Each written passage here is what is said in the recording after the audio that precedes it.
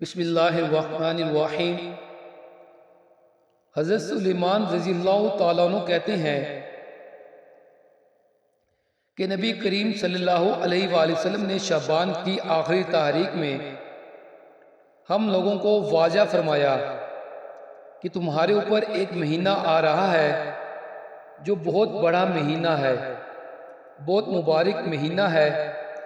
اس میں ایک رات ہے شب قدر جو 1000 مہینوں سے بڑھ کر ہے۔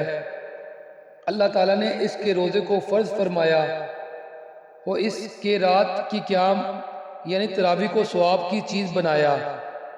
جو شخص اس مہینے میں کسی نیک کے ساتھ اللہ کا قرب حاصل کرے، ایسا ہے جیسا کہ غیر رمضان میں فرض کو ادا کیا۔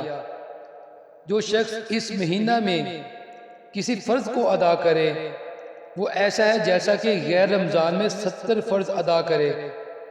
یہ مہینہ صبر کا ہے اور صبر کا بدلہ جنت ہے، اور یہ مہینہ لوگوں کے ساتھ غمگواری کرنے کا ہے۔ اس مہینے میں مومن کا رزق بڑھا دیا جاتا ہے۔ جو شخص کسی روزے دار کا روزہ افطار کرائے، اس کے لیے گناہوں کے معاف ہونے اور آگ سے خلاصی کا سبب ہوگا، اور روزے دار کے ثواب کے مانند اس کو ثواب ہوگا، مگر اس روزے دار کے ثواب سے کچھ کم نہیں کیا جائے گا۔ صحابہ رضی اللہ تعالیٰ عنہ نے عرض کیا، یا رسول اللہ، ہم میں سے ہر شخص تو اتنی وسعت نہیں رکھتا کہ روزے دار کو افطار کرائے۔ تو آپ صلی اللہ علیہ وآلہ وسلم نے فرمایا کہ پیٹ بھر کر کھلانے پر موقف نہیں، یہ ثواب تو اللہ جل شانہ ایک کھجور سے کوئی افطار کرا دے، یا ایک گھونٹ پانی پلا دے، یا ایک گھونٹ لسی پلا دے، اس پر بھی مرحمت فرما دیتے ہیں۔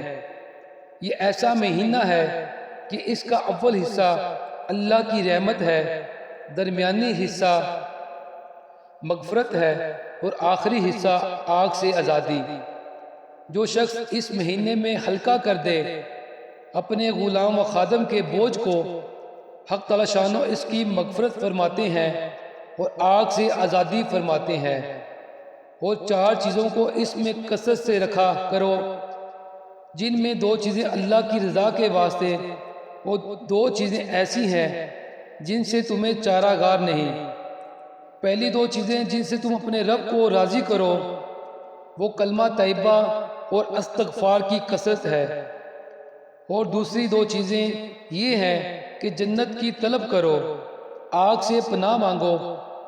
جو شخص کسی روزے دار کو پانی پلائے، حق تعالی شانہ قیامت کے دن میرے حوض سے اس کو ایسا پانی پلائیں گے جس کے بعد جنت میں داخل ہونے تک پیاس نہیں لگے گی۔